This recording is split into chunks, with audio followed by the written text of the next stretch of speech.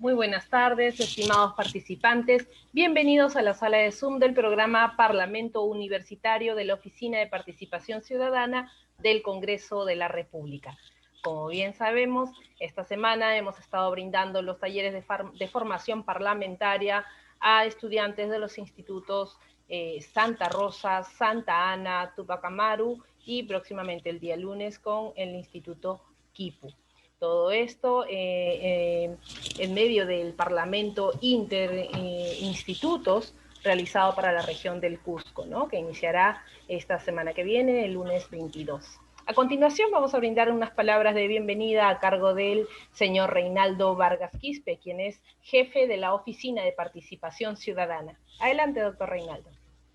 Muchas gracias, Vanessa. Muy buenas tardes a todos y a todas ustedes, amigos y amigas de la región Cusco.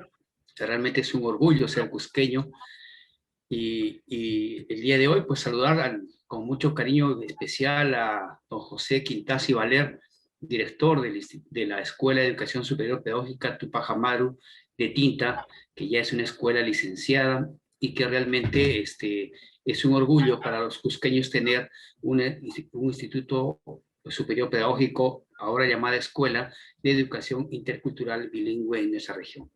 Saludar también a la docente responsable de este programa, la maestra Karen Geraldine Guzmán Quirita, quien también ha hecho posible que este proceso se dé. A ustedes, jóvenes y señoritas de la Escuela de Educación Superior, de las diferentes carreras, de las especialidades inicial, primaria, educación física, que ustedes están trabajando estudiando, para formarse como ciudadanos de este Perú, y sobre todo quienes van a formar a los estudiantes durante todo este periodo de trabajo, de su formación desde el nivel inicial hasta secundaria, para que puedan participar en las diferentes actividades de nuestro país.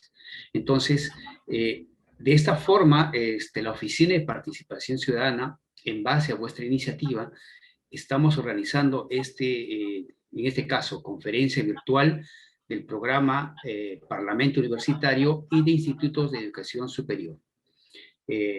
Como lo ha dicho muy bien Vanessa, será un espacio de diálogo, de conversar sobre democracia, sobre principios, procedimientos, sobre el Congreso, organización y funciones, y también trataremos de ver cómo se construye, se diseñan los proyectos de ley.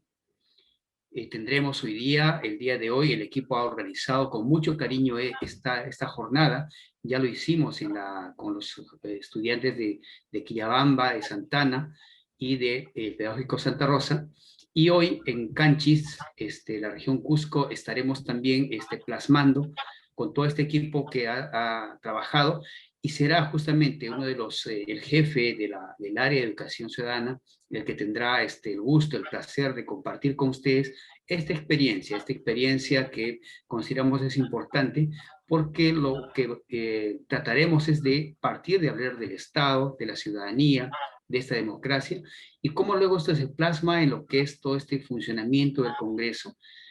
Y para algunos de ustedes, creo que 35 de vuestro instituto, serán parte de continuar este trabajo el día lunes, que instalaremos lo que llamamos nosotros Parlamento Interinstitutos de Educación Superior de la región Cusco, y hasta el día viernes tendremos un pleno donde ustedes representarán algunos congresistas parlamentarios de institutos, y trabajarán y fortalecerán sus capacidades en estos procedimientos parlamentarios que el día de hoy justamente el jefe Jimmy Reinaga transmitirá y dialogará.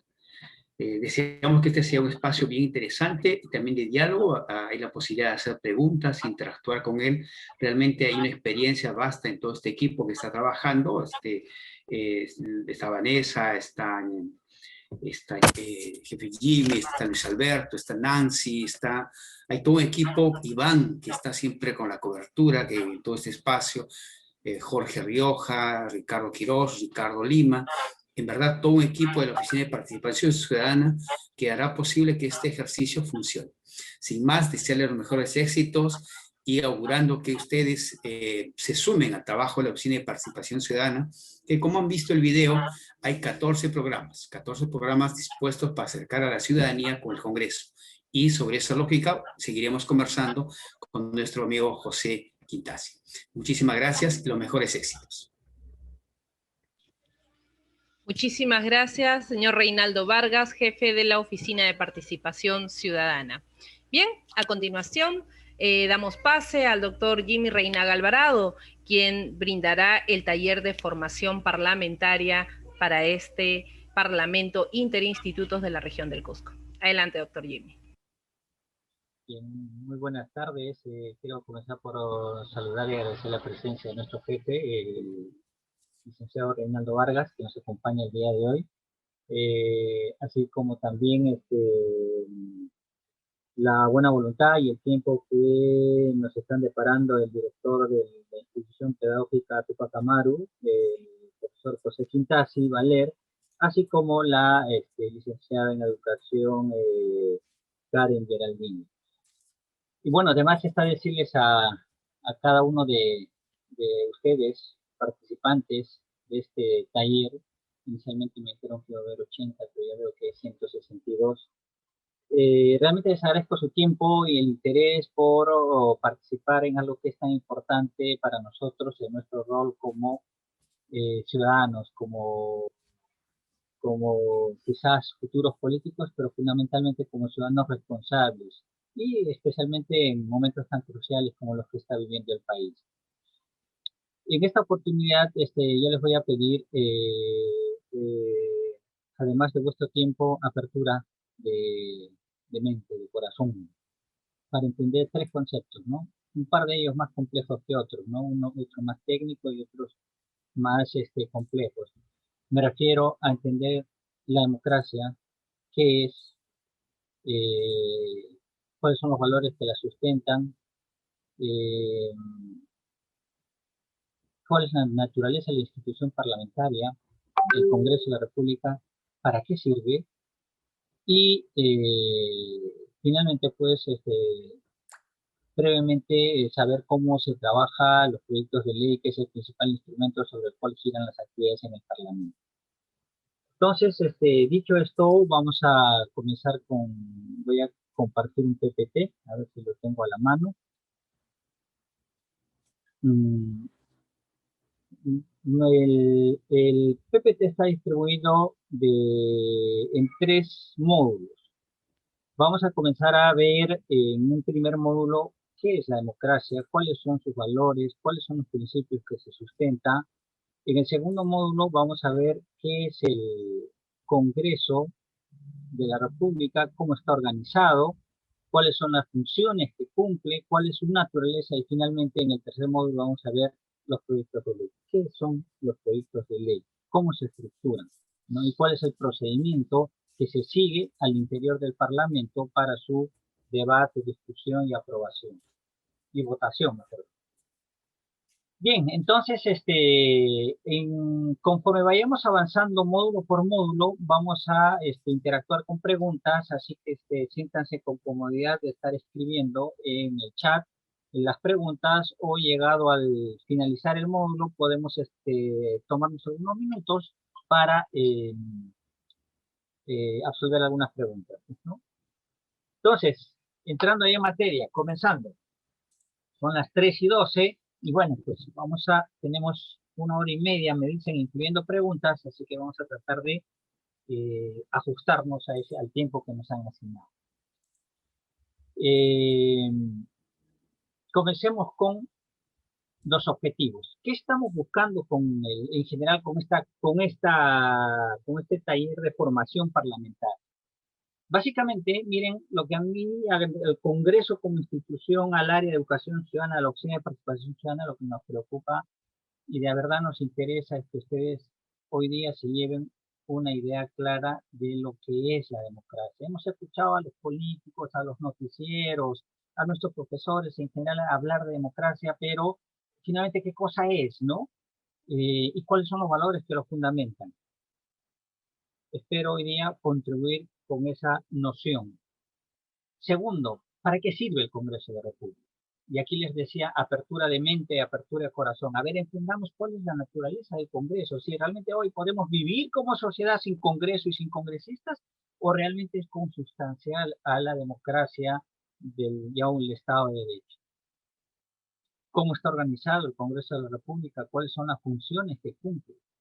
¿Por qué? Porque ustedes van a comportarse como parlamentarios universitarios. En este sentido, entonces, tienen que saber cómo se organiza y cuáles son las funciones que desempeña el Parlamento. Y finalmente, vamos a conocer cómo se estructura un proyecto de ley. Obviamente, ustedes van a tener oportunidad de trabajar, elaborar sus proyectos de ley para las sesiones, para el debate plenario que vamos a tener entre los estudiantes de educación superior del Parlamento Universitario, versión Cusco 2021. Bien, comenzando entonces.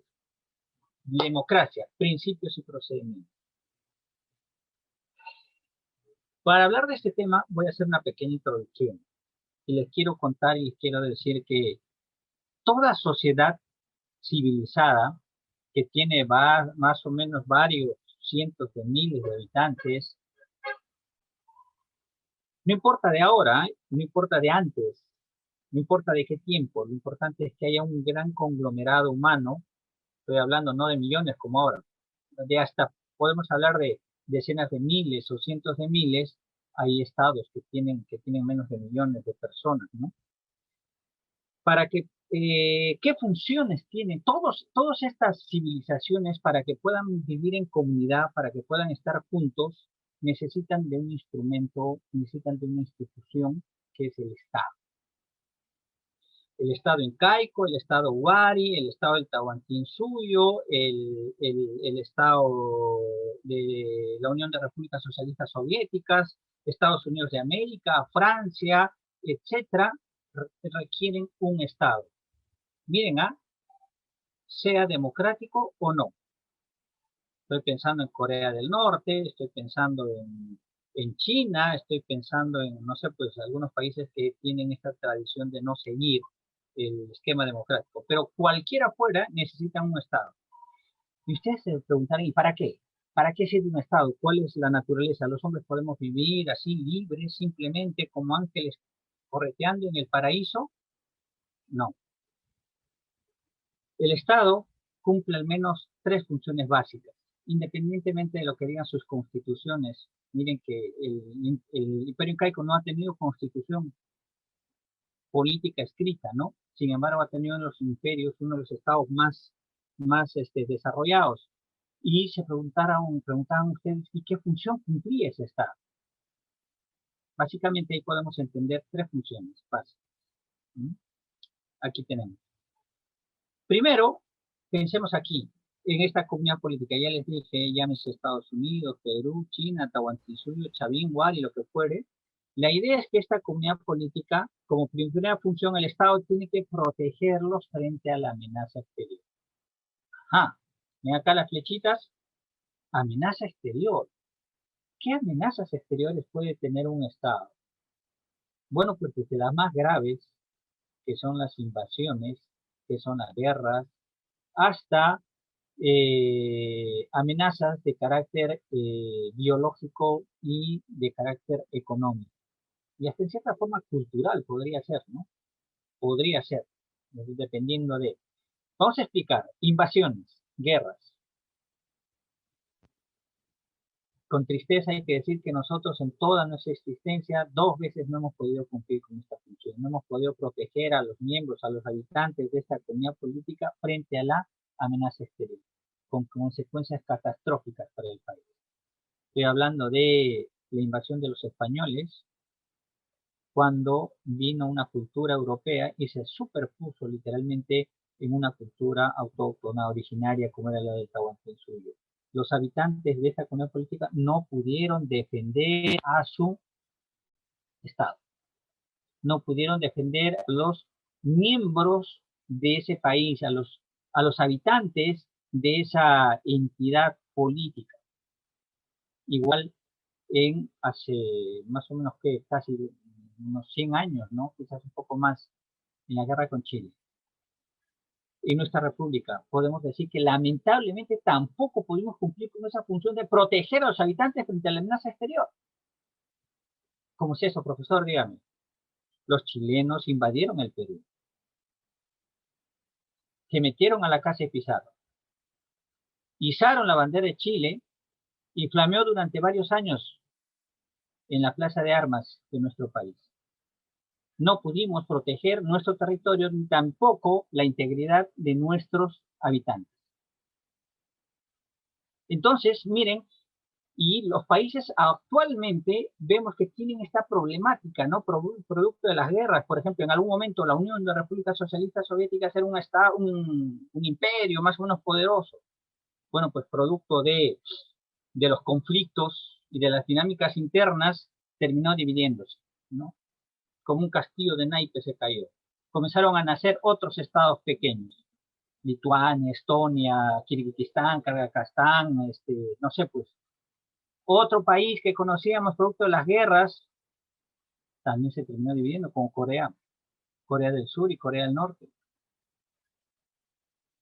Pero no solamente las amenazas pueden ser otros países, sino la naturaleza misma. Y hoy día estamos viviendo una amenaza de esa naturaleza. Una pandemia que tuvo su origen al otro lado del mundo, en el continente asiático. Estoy hablando de la COVID. La COVID ha asolado y está asolando no solamente a nuestro país, sino a todos los países o a la gran mayoría de países del mundo entero. Entonces la función del Estado es proteger para que las consecuencias, lo ideal sería evitar que nadie se infecte, ¿no? Pero ante la infección es necesario evitar que las consecuencias sean catastróficas, ¿no? Velar para que, bueno, pues, no tengamos grandes cantidades de infectados, grandes cantidades de muertos, o tengamos las atenciones básicas, las vacunas que se estén disponibles, disponiendo las cuarentenas, las restricciones a los desplazamientos, etcétera. Igual pueden haber otro tipo de amenazas económicas, por ejemplo, cuando sube el petróleo, cuando hay inflación en el mundo, ¿no? Entonces ahí nos produce a nosotros alza del combustible. Cuando sube el precio del combustible, ¿qué pasa con los precios en nuestro país? Inflación, ¿verdad? Entonces es un problema. El Estado ante esa situación interviene, pues, equilibrando las finanzas para que esos cambios, esas fluctuaciones económicas no sean tan drásticas en el país, no afecten tanto. Continuamos entonces. Tenemos amenazas que provienen del exterior de naturaleza económica, pero también pueden ser sociales o culturales, ¿no? Es decir, pueden orientarse, nos pueden quizás querer imponer una religión ajena a nuestra tradición, etcétera, ¿no? Pero bueno, la idea en términos generales es que hay que proteger la comunidad política, los habitantes, la integridad, la vida y la protección de los recursos de estos habitantes. Esa es la primera función del Estado. La segunda función, ¿cuál es? Velar para que los mismos habitantes de esta comunidad política y de cualquiera no sucumban frente a la amenaza exterior. Amenaza exterior. Amenaza exterior. Perdón, amenaza interior. O sea, también, además de amenaza exterior, también hay amenazas interiores, sí. Y vamos a hablar en forma de gravedad, ¿no? La amenaza más grande que puede desintegrar desde adentro, como una fruta que se pudre desde adentro, a un país también las amenazas internas las pueden fracturar o dividir o hacerla inviable. La más terrible quizás es la guerra civil, cuando la mitad de los habitantes de un país se enfrentan a la otra mitad, ¿no? Estados Unidos en algún momento pudo convertirse en países del norte, Estados Unidos del norte y Estados Unidos del sur tuvieron su guerra civil. En algún momento nosotros también nos enfrentamos entre nosotros, ¿ah? Estoy hablando de las guerras del Estado sudperuano, ¿no? Bueno, donde intervinieron otras fuerzas también. Pero en algún momento, por ejemplo, hace algunos años, el Departamento de Estados Unidos, el Departamento de Inteligencia de los Estados Unidos de América, hablaba de la posibilidad de que, por ejemplo, Bolivia, producto de sus conflictos, podría desintegrarse en 4 estados. Pero bueno, hay países que se han terminado dividiendo, como Checoslovaquia, por ejemplo. Checoslovaquia, y ahora creo que es Montenegro, Serbia, Croacia, etcétera, ¿no? Lo que era un país grande terminó dividiéndose en países pequeños. Bajando de nivel tenemos el terrorismo. Después de las guerras civiles tenemos el terrorismo. ¿Qué significa el terrorismo? Otro grupo de ciudadanos peruanos o miembros de una misma comunidad política, utilizando las armas, buscan subvertir el orden establecido, hacer inviable el país. ¿Para qué? Para fundar un nuevo orden. En este caso, apelando a la violencia, al terror, y no por el camino de las urnas, y no por el camino de la competencia electoral, y no por el camino de la democracia, sino de la fuerza del terror. Bueno, esas amenazas no solamente se dan en el país, sino también en el mundo entero, con los grupos terroristas de naturaleza internacional, ¿no? Pero también hay amenazas internas, además de las guerras civiles, del terrorismo, también tenemos las amenazas un poco más complejas, ¿no? Como por ejemplo el contrabando o la corrupción. Terminan devastando progresivamente como un cáncer que corroe y corroe el Estado. Entonces esos son problemas que tenemos que ver cómo solucionamos. También la naturaleza nos juega malas pasadas desde adentro. Estoy pensando en el terremoto, por ejemplo, de Ica. Estoy pensando en el fenómeno de Niño, por ejemplo, en Piura, donde casi se inundó todo el norte. En los friajes que se dan en Puno, en Cusco mismo, donde, bueno, pues, hackean y hacen inviable la salud de nuestros pobladores andinos, de sus embrios y de sus animales, ¿no? Y, bueno, así también, entonces podemos encontrar amenazas internas. Pero aunque no lo crean, estas son las amenazas los problemas o las tareas más fáciles del Estado, ¿no? ¿Por qué? Porque más o menos está definido quiénes se encargan de hacer esto y es evidente cuando está la amenaza, ¿no? Pues en el primer caso, por ejemplo, está las Fuerzas Armadas, los servicios de inteligencia, el Ministerio de Relaciones Exteriores, el Servicio de Relaciones Externo, ¿no? Para el segundo caso tenemos a la Policía Nacional, tenemos al Sistema Nacional de Defensa Civil, tenemos los servicios de inteligencia y agente externo, etcétera, ¿no? La tercera función es quizás una de las más complejas, ¿no? Que todo Estado persigue. ¿Cuál es? Mejorar las condiciones de vida de los miembros de una comunidad política. Este es el objetivo más complejo. No obstante de que ahí los objetivos están ahí claritos, ¿no? La idea es, oye, mejorar la esperanza de vida es mejorar las condiciones de vida. Si antes los peruanos vivíamos 60 años, la idea es vivir hasta los 70, 80 años con calidad de vida, con una buena jubilación. Que nuestros niños al nacer no mueran nadie, ¿no? O reducir o bajar a lo menos posible, ¿no? Como en los países desarrollados, generar más empleo y de mayor calidad, con mayores ingresos, mejorar la educación a nivel competitivo, a nivel mundial, que el país produzca más, que se industrialice y que por consiguiente también genere más empleo, brindarnos seguridad, etc. Ahí están los objetivos y los estados deben apuntar a desarrollar y hacer posible estos grandes objetivos. La pregunta y la complicación surge cuando nos planteamos la siguiente pregunta.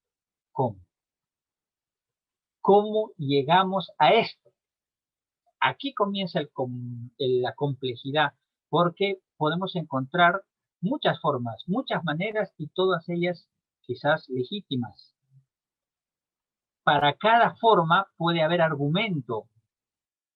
No hay un solo camino, no hay una sola verdad escrita en piedra que nos diga por aquí podemos llegar a conseguir estos temas. En un sistema autoritario, en un sistema democrático, estas cosas se resuelven así, como dirían, disculpen la coloquialidad, a lo bruto, a la fuerza. Un gran poderoso considera ante sí que debe buscarse estos objetivos de una manera y lo impone a rajatabla. Así lo han hecho estos señores. Aquí tenemos nuestros tradicionales dictadores, ¿no? Unos más buenos que otros y unos más malos que otros, ¿no?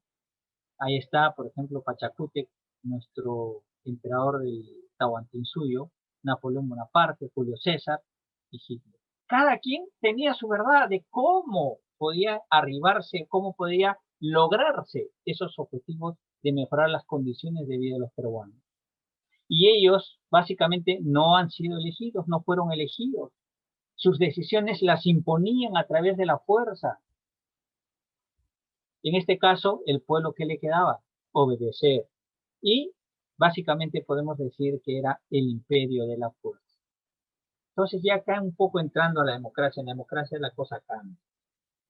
En la democracia vamos a tener un nuevo protagonista. ¿Cuáles son? Los partidos políticos.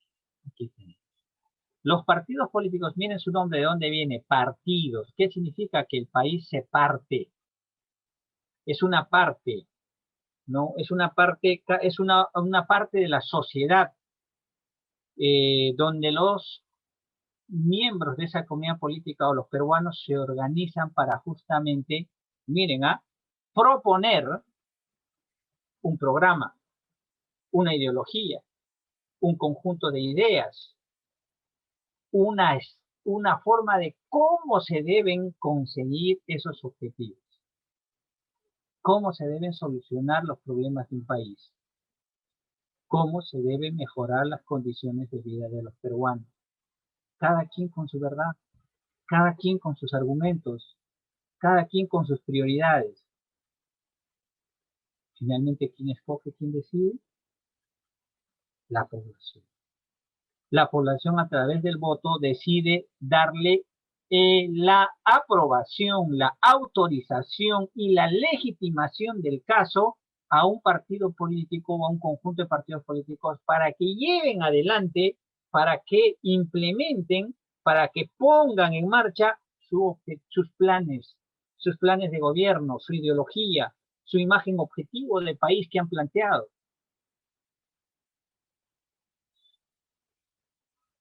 Pero tenemos que decir, y aquí ya vamos con la primera idea del taller, que la democracia, ojo, no son solamente elecciones, ni de lejos. La democracia tampoco es una forma de gobierno, solamente una forma de gobierno donde hay división de poderes, donde hay diferentes instituciones. No. La democracia es mucho más que eso. Y esto, por favor, quiero que ustedes lo internalicen y le pregunten a su profesor, pregunten en sus casas y ustedes reflexionen y digan, la democracia es una forma de vida, es una forma de ser, es una forma de crecer, identificarse con su sociedad, con su país y en función de eso organizarse para tomar decisiones y crear instituciones para hacer posible todo esto. Miren, pareciera que estoy hablando un poco abstracto, pero voy a volver a reiterar para que lo toquemos más adelante. La democracia es una forma de ser de la sociedad, que implica que nosotros adoptemos en nuestra conducta y en nuestra forma de ser cotidiana determinados valores y determinados principios. Eso nos va a permitir organizarnos creando instituciones propias para esa forma de ser democrático y nos va a permitir tomar decisiones a través de los procedimientos contemplados por la democracia. Vamos a explicar más adelante cómo sucede esto. ¿Y por qué digo que la democracia es una forma de vida? Para explicar esto, utilizo este ejemplo. La democracia es como una moneda que tiene dos caras. Cara y sello, ¿no? En este caso, un lado real y un lado ideal. El lado real es el que nosotros palpamos, conocemos, vemos todos los días o escuchamos de ellos, ¿no? ¿A través de qué? A través de las normas. La principal norma de un país, la Constitución Política del Perú. Lo conocemos, lo vemos, las leyes electorales, las leyes del trabajo, etc. Instituciones como, por ejemplo, el Congreso de la República, el Gobierno Regional, la Presidencia de la República, el Consejo Municipal, etc. Instituciones como, por ejemplo, procedimientos como, por ejemplo, las elecciones. En un par de meses vamos a estar votando para presidente y para congresistas. Esto lo palpamos, lo vemos, lo conocemos, ¿no? Pero lo que no es posible verlo, materializarlo en un papel, en una institución, documento, sino en nuestro fuero interno, está en el aspecto ideal. Y en este caso, el aspecto ideal está compuesto por valores y por principios que son básicos para que funcionen a la democracia. Porque si estos valores y estos principios no funcionan, lo que podemos hacer es crear normas, instituciones y procedimientos huecos, o simples cascarones, o simples andamiajes que encubren una realidad distinta. Estoy pensando en Cuba, estoy pensando en China, estoy pensando en Corea del Norte. Tienen normas, claro que tienen constitución política, tienen Congreso de la República y tienen elecciones. Sí, también tienen elecciones, con la diferencia de que hay un solo candidato, ¿no? Pero en cambio en una democracia no. Además es necesario que esté acompañado de esto, de los valores y los principios que los ciudadanos tenemos que ejercitar y tiene que formar parte de nuestro ser. Oiga, profesor, ¿y cuáles son sus valores? A ver qué tanto nos habla. Son la igualdad. Aquella que nos dice que todos nosotros los ciudadanos peruanos somos iguales ante la ley. Todos podemos elegir y todos podemos ser elegidos. Ay, sí, eso ya me lo ha dicho mi profesor en el colegio, ¿no? Pero creo que es pura retórica, porque en la realidad creo que no se cumple. Vamos a ver más adelante. Libertad para poder elegir. Creo, en los anteriores talleres alguien me decía, pero yo he visto que solamente algunos nomás participan, los demás no participan, ¿no? Ese es el segundo valor. El tercer valor, ¿cuál es? La tolerancia. ¿Qué significa la tolerancia? El respetar el punto de vista distinto. Convivir con el que piensa diferente. Al que piensa diferente no se le persigue. Al que piensa distinto no se lo aniquila, no se le exilia, no se le castiga por su forma de pensar, no se le manda a la cárcel. Miren lo que estoy diciendo. Y el principio que son las mayorías. El principio, ¿qué significa? ¿Qué dice? Que en democracia, si todos somos iguales, somos libres y somos tolerantes, ¿cómo nos ponemos de acuerdo? En un sistema autoritario hay un jefe, siempre un líder autoritario que dice qué se hace. Y en democracia, ¿cómo nos ponemos de acuerdo si todos somos iguales, todos somos libres y somos tolerantes? ¿Saben qué? En democracia, mayoría manda. Minorías fiscalizan, controlan y ejercen la oposición. Pero en democracia, mayoría manda. Estas son ideas fuerza que por favor hay que quedarnos porque nos van a servir para el trabajo y también obviamente para desempeñar nuestra ciudadanía, ¿no? Y comprender cómo funciona nuestro sistema político, ¿no? Pero bueno, a veces cuando hablo de este tema, surgen muchas preguntas y muchas dudas, ¿no? Y muchos cuestionamientos incluso. Entonces, para esto pongo un ejemplo rapidito que me sirve para poner a prueba lo que yo he dicho. Y un poco recogiendo lo que ya me imagino algunos de ustedes se deben estar cuestionando ahí en su cabeza. Deben estar diciendo, oye, creo que aquí algo no está mal, no está bien. Y para esto voy a utilizar este ejemplo. Miren, ¿qué se requiere para ser elegido para congresista? Sabes, ¿no? Ser peruano de nacimiento, 25 años de edad y estar apto para votar. ¿Esto qué significa? Que cualquier hijo de vecino mayor de 25 años puede ser. Y entonces, pues, los ciudadanos agarran y nos dicen, ahí está el problema, pues, ¿no? No puede ser, eso está mal, cualquiera puede ser congresista, no un cargo de tanta importancia, debería ir la mejor gente al Parlamento, ¿no? Deberían ir lo más preparados a desempeñar las funciones del gobierno regional o de congresista, ¿no? Mínimo deberían tener educación superior. Suena lógico, suena interesante, ¿no? Suena hasta creíble, pero a ver, vamos a suponer por un rato que vamos a hacer caso de ese clamor popular. Ojo, que es clamor popular, que es de nuestra cultura tradicional de los ciudadanos. Si nosotros preguntamos a nuestros papás y les decimos, oye, ¿esto está bien? Con seguridad nuestros padres nos van a decir, no, eso está mal. Entonces vamos a explicar por qué las cosas son así. Comencemos. Requisito, educación superior. ¿Qué porcentaje de la población en el país más o menos tiene educación superior? A grosso modo, un cálculo ahí podemos decir que un 30%. ¿Esto qué significa? Que el 70% no. 70% termina con educación secundaria, ya está. ¿Esto qué significa? Que si nosotros ponemos el requisito de la educación superior para participar en política, estaríamos diciendo que solamente el 30% de la población puede participar y el 70% no puede. ¿Está bien esto? Respóndanse en su mente. ¿Cuáles habían sido los valores que habíamos hablado de la democracia? La igualdad. ¿Qué les había dicho de la igualdad? Que todos somos iguales ante la ley. Todos podemos elegir y ser elegidos. Todos podemos participar en las elecciones, todos podemos ir a votar e incluso todos podemos postularnos,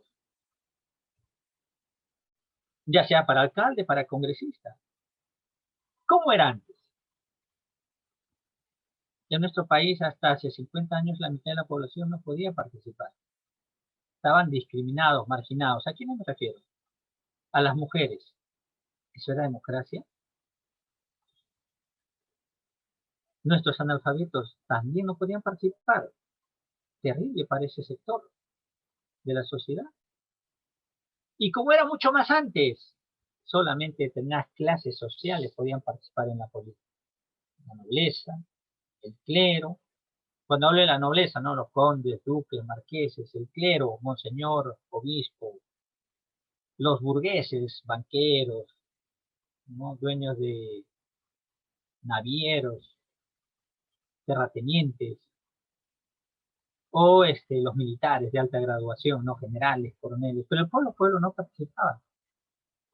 Que en una democracia dijeron no, en una democracia se dice todos podemos ser elegidos y todos podemos elegir. Por eso viene esa famosa frase que dice, la voz del pueblo es la voz de Dios.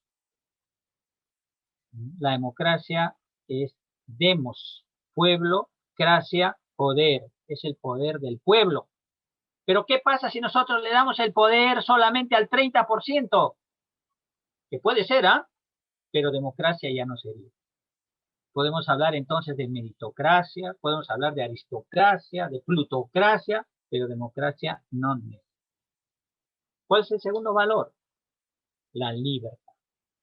¿Qué nos dice el valor de la libertad? Que somos libres de poder elegir quién quiero sea mi gobernante. ¿Ustedes saben cuánto tiempo ha pasado para que el hombre y la civilización humana, los estados, hayan podido llegar a esta condición de elegir a sus gobernantes? ¿Por qué? Porque antes eran impuestos, ya sea por la fuerza, por las guerras. O sea, vean las series para ver cómo se imponían los gobernantes. Juego de Tronos es un ejemplo. O el imperio de los incas, ¿no? Que se superpuso primero una historia de guerras internas entre los huaris, entre los chancas, entre los chimulos, tiahuanacos, hasta que uno sobre otro se imponía. Pero no, en democracia no. En democracia el pueblo elige, escoge y decide quién es su gobernante. Siglos, miles de años ha pasado para que podamos inventar este sistema de gobierno. Hay un dicho que dice, no, probablemente la democracia no sea el mejor de las formas de gobierno, pero sin duda es el menos malo. Y hemos llegado hasta acá. Pero ojo, ¿qué pasa si nos dicen, tú no eres libre, tú solamente puedes escoger de este grupito, del 30%? Del 70% no, pero te puedes equivocar, ¿ah? Te puedes equivocar. ¿Cómo? O sea, nos están tratando como unos niños, no tenemos capacidad, libre albedrío para decidir y escoger del 100% de la población quién quiere ser mi gobernante. Entonces, si nos ponen el requisito de la educación superior, también se trae abajo nuestro segundo valor, que es la libertad. ¿Cuál es el tercer valor? La tolerancia. Qué difícil, ¿eh? Respetar el punto de vista distinto, les dije. Respetar al diferente. Convivir con él, con el que piensa distinto. Durante mucho tiempo la población se ha perseguido, la guerra de las cruzadas, por ejemplo, es un gran ejemplo, ¿no? Toda Europa no consideraba pues a los musulmanes y se embarcaron en una guerra que duró siglos para desaparecerlos, ¿no? La tolerancia significa respetar, no todos pensamos igual, una sociedad democrática es plural, donde hay diferentes pensamientos, razas, etnias, intereses, deseos. Entonces hay que convivir con eso. Nadie tiene preestablecido desde ya sus derechos, sus privilegios. En una sociedad democrática, digamos que todos están en las mismas condiciones. Ya les dije cómo se resuelven las prioridades nosotros mismos y a través de las elecciones. Pero eso lo vamos a explicar más adelante. Pero bueno, pues si nosotros solamente les decimos a los de educación superior pueden participar y discriminamos a los 70% de la población que tiene educación de colegio, estamos siendo intolerantes y por consiguiente nos estaríamos trayendo abajo también este valor. Entonces, la competencia electoral, miren, y es importante esto saberlo, y ustedes que están en educación superior, ojo, a diferencia de los chicos de colegio, quizás, es importante que ustedes sepan qué cosa, para qué sirve una elección, además, claro, de elegir a los gobernantes que un país necesita. El primero de ellos, por ejemplo, es que nos involucra, pues, en los asuntos colectivos a toda la sociedad. ¿Qué es lo común? Que nosotros como individuos, como ciudadanos, estemos preocupados en nuestro trabajo, en nuestra casa, en nuestra familia, en nuestro vecindario, en nuestro auto, etc. Pero en tiempo de elecciones, por un momento dejamos ese interés inmediato, subalterno, para ocuparnos de pensar, oye, ¿qué es lo que le conviene al país? ¿Qué es lo que le conviene a mi comunidad? ¿Qué es lo mejor? Entonces, involucra y nos convertimos en políticos, ¿no? Conversamos en la mesa, en el taxi, en los pasadizos, hablamos política. Entonces, al menos un par de semanas o meses nos volvemos ciudadanos políticos y dejamos de ser ese individuo mezquino que se preocupa únicamente de su problema, de su casa y de sus proyectos personales. Segundo, elige el grupo de personas que van a encargar de la conducción del país. Nos habrán dado algunas ofertas, habremos visto bastantes partidos políticos, pero nosotros los ciudadanos habremos decidido quiénes van a ser esas personas que van a implementar y van a tomar esas decisiones. Y esta es una característica fundamental también que es difícil de entender, pero prácticamente la van a experimentar ustedes cuando se comporten como parlamentarios universitarios. Fácil cuando hay mayorías, ¿no? Cuando la población decide otorgar mayorías, pero ¿qué pasa cuando no? ¿Qué pasa cuando hay muchos partidos políticos? Entonces, que vamos a tener un sistema donde se van a haber varios partidos políticos y para obtener decisiones van a tener que formar alianzas, van a tener que formar acuerdos, se van a romper, se van a denunciar, se van a vacar, etcétera. Entonces, vamos a tener un sistema más o menos inestable. Pero finalmente, ¿quién decide eso? ¿Quién decide el tipo de sociedad, la cantidad de partidos políticos que tengamos? Somos nosotros los ciudadanos. Nos están ofreciendo ahora como 20 partidos políticos. Ojalá podamos escoger como en los países desarrollados y decir, oye, voy a escoger entre los 4 más serios, ¿no? Y tengo un pluripartidismo moderado, donde hay 4 partidos políticos grandes. O un bipartidismo, ¿no? Donde hay 2 partidos grandes y los demás son enanos, pitufos, etcétera, y no cuentan. Pero no, nosotros tenemos hasta ahora creo que más de 20 partidos políticos y muchos de ellos con ciertas posibilidades, ¿no? Y bueno, finalmente dotar de legitimidad al grupo ganador para asumir el gobierno. Les había dicho que mayoría manda. Efectivamente, cuando nosotros votamos, decidimos a quién le otorgamos la mayoría. Y esa mayoría tiene la autorización, el cheque, la puerta abierta para poder implementar su plan de gobierno. ¿Por qué? Porque nosotros con nuestro voto le estamos dando esa autorización.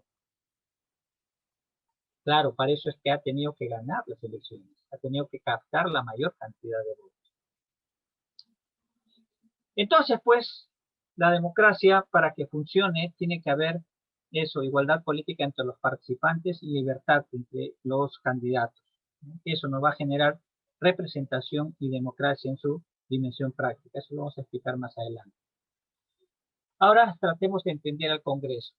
Vamos a suponer que han habido elecciones, el pueblo se ha manifestado y tenemos un Congreso instalado. Todos los partidos políticos presentan, aquí estoy poniendo 4 A, B, C, D, pero pueden haber 10 o 20, como en Perulandia, ¿no? 26. Es una cosa que de verdad en los países desarrollados no pasa. No hay tanta cantidad de partidos políticos. Esa es una de las cosas, es una de las causas de nuestra crisis, de nuestro sistema político, ¿no? Demasiados partidos políticos, muchos de ellos que son,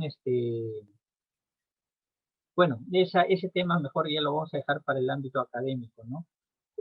Pero bueno, lo cierto es que la población finalmente decide cuántos y qué partidos pasan después de la competencia. Por ejemplo, el partido A ha podido presentar 130 candidatos más las cuotas de género y todo 160. Pero luego la votación, la población decide, por ejemplo, cuántos entran del partido A, cuántos del partido C y cuántos del partido D, y quizás muchos de ellos ni siquiera pasan la valla electoral y no tienen representantes en el Congreso. Pero eso lo decide la población. No se olviden, ¿no? El soberano en la democracia es el pueblo, y el pueblo decide cómo es que se componen, cómo es que se organiza y cómo se disponen las fuerzas en el Parlamento e incluso en el Ejecutivo. Pero pensemos ya en el Congreso instituido. ¿Para qué sirve el Congreso? Y aquí, por favor, si de acá a 20 años nos volvemos a encontrar, por favor, quiero que se acuerden y me digan, usted nos dictó una charla y nos dijo, ¿para qué sirve el Congreso? Yo les pregunto, ¿para qué sirve el Congreso? Y bueno, pues sucede que cuando hago esta pregunta, y me imagino ustedes ya rapidito, ¿no? Oye, pero para legislar, ¿qué pregunta para más sencilla, ¿no? O sea, ¿y eso quiere que recordemos de acá a 20 años? No. Bueno, suponiendo que se tratase de legislar, les propongo dos cosas. A ver, miren, si de legislar se trata, si de hacer leyes se trata, ¿por qué no buscamos 5 sabios peruanos, PhD, con premios a nivel del mundo, con reconocimientos, para que ellos hagan las leyes que el país necesita? ¿Qué les parece? Por ahí escucho y digo, no, es medio raro, ¿no? O peor aún, voy a extremar más el ejemplo, ¿no? Y les digo, ya, nos ahorramos a esos 5 porque nos pueden cobrar mucho, ¿no? Dice que por una conferencia unos candidatos cobran, bueno, no me voy a salir del tema. Entonces, para ahorrarnos estos señores que nos pueden cobrar muy caro, ¿qué les parece si buscamos las leyes, fotocopiamos las leyes más importantes de los países desarrollados? ¿Qué les parece? Nueva Zelanda, Alemania. Tanto nos gusta decir, no, oye, mira, pues Alemania, mira Dinamarca, etcétera. Ya, ok, saquemos fotocopia de sus leyes y digamos, ya, estas son las leyes que el país necesita. ¿Qué les parece? Tampoco procede, ¿no? ¿Qué más hay ahí?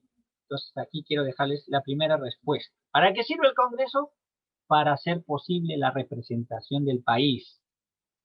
Los 28 millones de peruanos nos reunimos y nos representamos en una institución que se llama Congreso de la República. Miren, ¿no? Congreso de la República. ¿Y para qué? ¿Para qué nos vamos a representar? ¿Para qué vamos a lograr una representación? Miren, para resolver los grandes conflictos del país y para tomar decisiones. Entonces, si vuelvo a reiterarnos, si les digo, ¿para qué sirve el Congreso? Sirve para hacer posible la representación del país. Ok, sí, para hacer posible la representación. ¿Para qué? Para tomar las decisiones más importantes de ese país y resolver los conflictos. Vamos a ver, ¿cómo sucede eso? Representación del país. ¿Alguien se acuerda, por ejemplo, en la Grecia antigua, cuántos habitantes había? Más o menos 50.000 habitantes, ¿no? ¿Y cómo era la democracia en la Grecia antigua? Era la democracia directa, el voto a mano alzada, ¿no? Vamos a hacer un ejemplo. El estadio más grande de Cusco, ¿cuál es? El Garcilaso, ¿no? O el Cinciano. ¿Cinciano tiene estadio o no? Pero el más grande es el Cinciano, ¿no? El Garcilaso, ¿no? Ya, vamos a hacer que el Garcilaso es el más grande, pero no entrarán 50.000, ¿no? Ya, vamos a suponer que entre 30.000. Hagan de cuenta que todo Cusco tiene 30.000 habitantes. y se reúnen los domingos ahí, en vez de ver partido de fútbol, se decide ahí a mano alzada qué se hace con la agricultura, qué se hace con la educación, si se hace la guerra a los chancas o no, etcétera, directamente a mano alzada. 50.000 ciudadanos. ¿Ah? Pero ¿qué pasa? Cusco, por ejemplo, ahorita tiene más o menos, ¿cuánto? Unos 700.000 habitantes. ¿Qué pasa si estamos hablando de 200.000 habitantes? ¿Será posible reunirnos en un foro para decidir directamente? O peor aún, piensen en un país de 32 millones como somos nosotros ahora, los peruanos, o 350 millones como son los estadounidenses. ¿Nos podemos reunir directamente para poder tomar decisiones? Algunos dirán, quizás en la era cibernética será posible, pero eso está para verse en algunos años, pero en términos físicos todavía eso no es posible. Entonces, como no es posible reunirnos en un solo foro, como el estadio del Garcilaso, lo que hacemos es elegir representantes. Por eso nuestra democracia se llama, miren, democracia representativa. Representativa. Elegimos representantes que van a representar al país. En este caso, lo que vamos a tener es el país resumido en una institución colegiada como es el Parlamento. Cuando digo institución colegiada, me refiero a que está reunida y recompuesta por personas, por individuos que nosotros hemos elegido, porque el edificio como tal no representa nada. Se puede quemar, se puede destruir o puede desaparecer, pero los congresistas pueden reunirse acá o pueden reunirse en cualquier otro sitio. Ellos son los que representan al país. Y ustedes se preguntarán cómo sucede eso, ¿no? Porque está un poco complejo. A ver, explíquenme, ¿no? Entonces, aquí lo que vamos a ver que el país lo que hace es, primero, a través, lo que hacemos para representar al país, lo que hacemos es dividir al país como una especie de rompecabezas, miren, ¿no? Y decimos, el lugar, aunque sea más chiquito del país, debe tener representantes en el Congreso. ¿Para qué? Obviamente para que sea su representante, para que traslade sus problemáticas, sus necesidades, sus intereses, sus deseos. ¿Cuál es el departamento más pequeño poblacionalmente hablando? O sea, no estoy hablando de territorio, estoy hablando de población. O sea, el más pequeño es Madre de Dios y tiene más o menos 173.000 habitantes y al menos tendrá un Congreso. ¿Cuál es el distrito electoral más grande? 10 millones de habitantes, por consiguiente, tiene 33 representantes. Luego vienen los distritos electorales medianos o los departamentos medianos, donde está La Libertad y Piura, que tienen 7 representantes y miren, casi tienen 2 millones de habitantes. Y Cusco, profesor, ¿dónde está Cusco? Acá recién aparece Cusco. Miren. Ah, no. Miren, Arequipa y Cajamarca tienen 1,5 millones de habitantes y por consiguiente tiene 6 representantes. Recién aparece Cusco, Ancash, Junín, Lambayeque y Puno, que tienen 5 representantes. Callao, Ica, Lima, provincias Loreto y San Martín, 4 congresistas.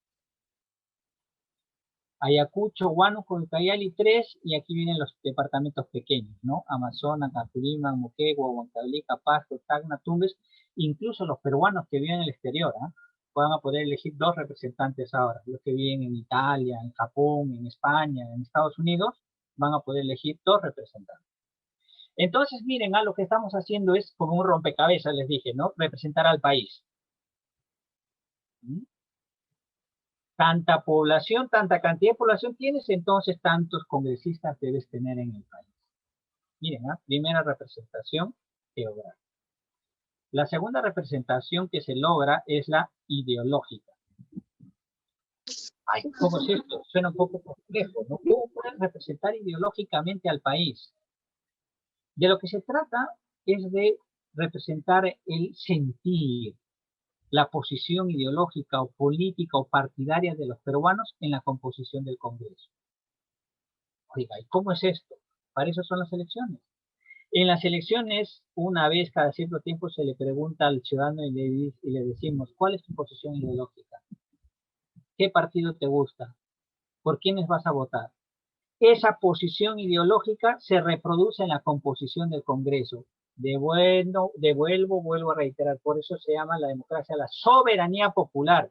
El pueblo, esta posición del pueblo se reproduce en la composición del Congreso.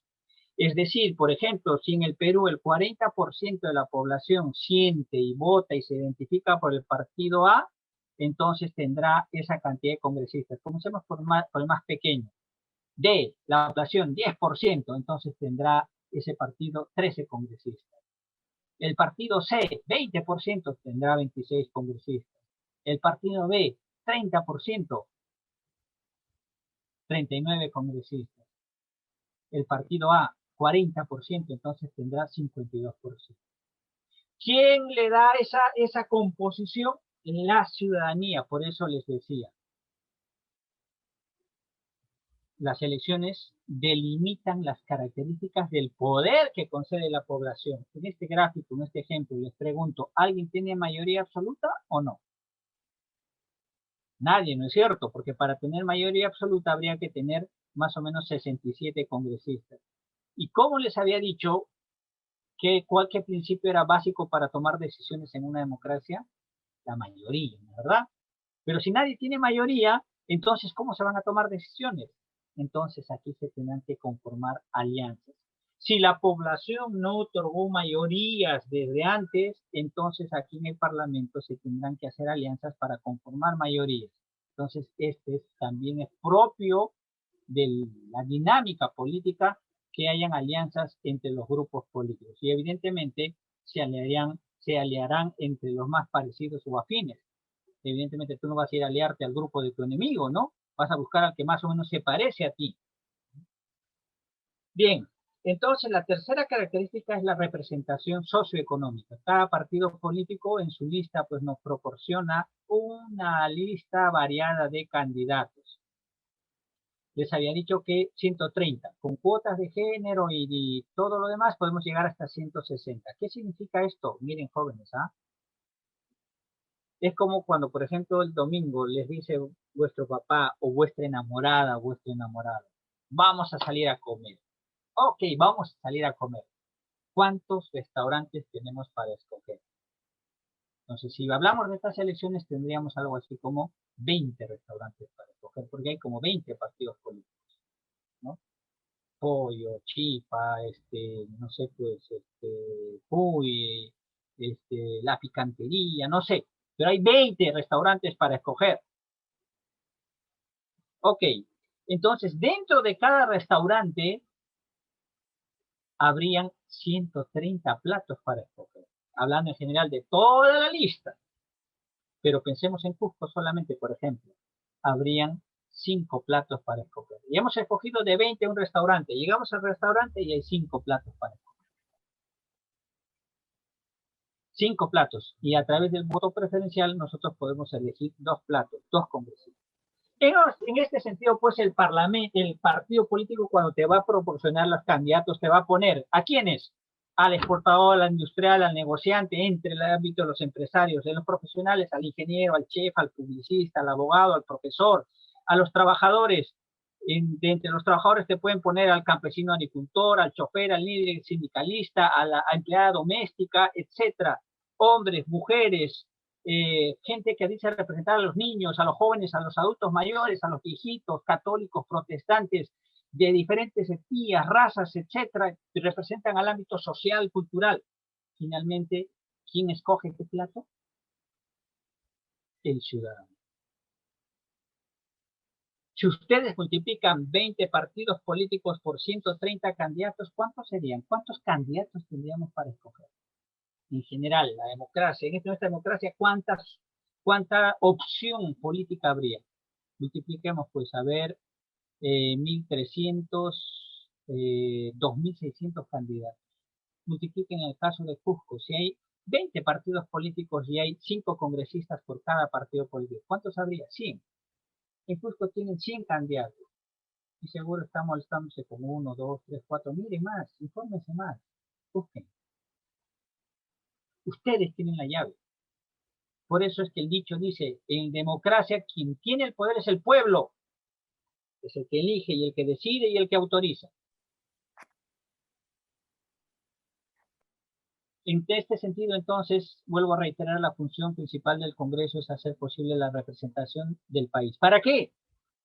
Para cumplir otro tipo de funciones. ¿Cuáles son? Legislar, fiscalizar y funciones electivas. Cuando hablo de legislar, elaborar las leyes que el país requiere. Fiscalizar, controlar, ¿no? Al Ejecutivo, controlar al presidente regional o al gobernador regional, perdón, a las municipalidades, a la comisaría, en general fiscalizar a la administración pública. Y electivas eligen algunas autoridades, ¿no? Como es al defensor del pueblo, como es al magistrado, los magistrados del Tribunal Constitucional, los miembros del Banco Central de Reserva, etc. En este sentido, pues, el Congreso, en este afán de legislar, de fiscalizar y de elegir, se va a convertir en el centro del debate nacional. Por eso hablo de la naturaleza del Congreso. No es un sitio, pues, como el paraíso, ¿no? Donde las personas van a ponerse de acuerdo por telepatía, ¿no? O como si fuese, pues, una convención de artistas, como si fuese la entrega de los Óscars. No. Vamos a ver que el Congreso se convierte en el centro del debate nacional. Su naturaleza es organizarse para administrar el conflicto. Y en este sentido es una institución bastante tensa. Y vamos a explicar por qué. Porque finalmente se tienen que tomar las decisiones más importantes para el país. Hagamos un ejemplo rapidito, chiquito nomás. Piensen en casa. Piensen en padre, madre y hermanos y los abuelos y bueno, pues quizás hasta el nuero. Todos tienen problemas, necesidades, intereses. Ponerse de acuerdo es bonito, es agradable. Sería bueno que todo hogar pueda absolver y responder a todas las necesidades de todos los miembros de esa familia, ¿no? Pero no, existe el trabajo de la priorización, el trabajo de la conversación, del acuerdo, y a veces eso no ocurre de la manera más armoniosa. ¿Por qué? Porque es complicado tomar decisiones y hay que priorizar. Y esa es la función fundamental del Parlamento, tomar decisiones y priorizar. Vamos a explicar por qué. Miren, vamos a suponer que el país, a través de los congresistas, lo que hacen es trasladar, por ejemplo, las demandas de naturaleza geográfica. Pregunto, los problemas del loretano, del materdeitano, del apurimeño, del agricultor de Ica, del minero de Pasco, del, no sé, pues agroexportador de Piura o del langostinero de Tumbes, ¿son los mismos? ¿Tienen las mismas necesidades, los mismos intereses, los mismos deseos? Ideológicamente, todos los partidos políticos tienen las mismas prioridades, las mismas programas, tienen las mismas ideas, difieren, hasta se oponen 180 grados. Los intereses de las edades es distinto, ¿no? Personas como nosotros, mayores, ya estamos pensando en nuestra jubilación. Pero ustedes jóvenes están pensando en trabajo, cómo me voy a incorporar en el ámbito laboral, los adultos mayores, cómo proteger a su familia, etcétera. Cada edad tiene sus intereses concretos, sus necesidades y sus deseos económicos, diferentes niveles sociales, sectores económicos del país tienen sus intereses, necesidades, deseos y aspiraciones. Ni que hablar de los religiosos. También tienen su esquema, tienen sus ideas. Entonces, miren, pónganse a pensar. El partido a través de sus congresistas, reproduce y traslada esas demandas al Congreso. Cuando hablo de demandas, estoy hablando de qué cosa. Miren, necesidades, intereses, en el buen sentido de la palabra, progreso, cambio, deseos, aspiraciones, anhelos. Entonces vamos a ver que el partido D también tiene lo suyo, el partido B también tiene lo suyo, el partido C también. Entonces lo que vamos a tener es un Congreso literalmente bombardeado. ¿De qué? De necesidades, intereses y deseos, que son trasladados ¿por quiénes? Por sus congresistas, que actúan como ¿qué?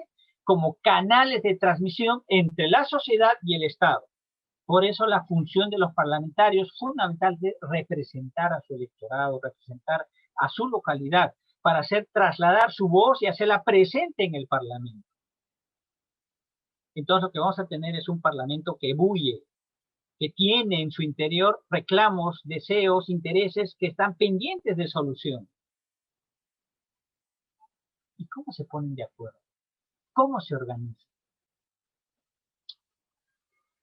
Nosotros nos vamos a organizar de la siguiente manera. Ustedes van a representar a Cusco en la siguiente semana. A la juventud de de formación superior. Y ustedes van a convertirse en esa correa de transmisión entre la sociedad y el Estado. Entre Cusco y una institución colegiada que va a ser el Parlamento Universitario. En este caso, ¿cómo se ha procedido a seleccionarlos en función de su población educativa? Hay institutos que tienen mucha población educativa como en el país, hay muchos departamentos que tienen mucha población y hay otros que no. Es el caso del Instituto Santa Ana, que tiene en total 560 alumnos. Le correspondería el 27%. En ese sentido tendría 30 congresistas o 30 parlamentarios universitarios. En comisiones tendrá 7 miembros. El Instituto Santa Rosa tiene 400 alumnos, por consiguiente tiene 16%. ¿Cuántos congresistas le toca? 21. En comisiones, 5. El Instituto Quipu, que es el más numeroso, se ha tenido en cuenta básicamente una facultad, tiene 36%. Le corresponderían 44 congresistas y por comisiones 11. El Instituto Tupac Amaru, 600. 24% y por consiguiente 35%. Total, la cantidad de alumnos que estamos representando, 2.460. ¿Cuántos congresistas o parlamentarios universitarios? 130. En cada comisión van a haber 30. Entonces, ustedes van a convertirse, como les dije, en la correa de transmisión entre Cusco y el Parlamento Universitario. Van a trasladar, ¿de qué cosa dijimos? Intereses, deseos, necesidades o aspiraciones que lo vamos a materializar en un instrumento. ¿Cuál es el instrumento? El proyecto de ley. Así vamos a llevar nuestra voz. Así vamos a trasladar lo que nuestra ciudad, lo que nuestra población espera, cree o siente al Pleno del Congreso. Entonces vamos a ver que para administrar este conflicto vamos a tener algunos problemas, como sucede en el Congreso real. ¿Cuál es? Muchas necesidades. Evidentemente, toda sociedad necesita más y los recursos que dispone no alcanzan para todos y por eso hay que priorizar. Menos si somos un país en desarrollo, ¿no? Somos un país desarrollado. Tenemos que priorizar y ese es un trabajo desagradable. Y uno de los escasos recursos que tenemos, además, es el tiempo. ¿Por qué? Porque vamos a tener un pleno que va a durar máximo 3 horas y vamos a tener que abordar lo más que se pueda en esas 3 horas. Entonces, lo más probable es que tengamos muchos temas en esa agenda y poco tiempo para debatirlos. Y esa va a ser la forma de cómo vamos a priorizar qué proyectos de ley van a entrar en la agenda pública. Para mostrarles qué va a pasar, ¿no? Por ejemplo, cada grupo parlamentario va al menos proponer 3 proyectos de ley. Entonces, lo más probable es que en cada comisión tendrán que decidir si son 4 y en cada comisión presentan 3 proyectos de ley, probablemente van a tener 12 proyectos de ley. Esa comisión va a tener que priorizar al menos 3 o 4 proyectos. En el Congreso, básicamente pasa algo similar, les voy a explicar. En el Congreso hay 22 comisiones, no, un poco más, ya, 24 comisiones. Vamos a poner 20, ya, 20 comisiones. Cada semana sesionan las comisiones. Vamos a suponer que en cada semana elaboren 5 proyectos de ley. 5 proyectos de ley nomás. Si son 20, a la semana, ¿cuántos tendrían? 100 proyectos de ley para tratar. Y bueno, pues la agenda en sus mejores momentos llega pues a 30, 40 temas, de los cuales ni siquiera los 30, 40 temas se tratan. Tratarán 10 o 20. Pues no alcanza el tiempo para tratar todos los proyectos de ley. Por eso es que los congresistas se pelean por el tiempo. Es un recurso escaso y ustedes lo van a vivenciar.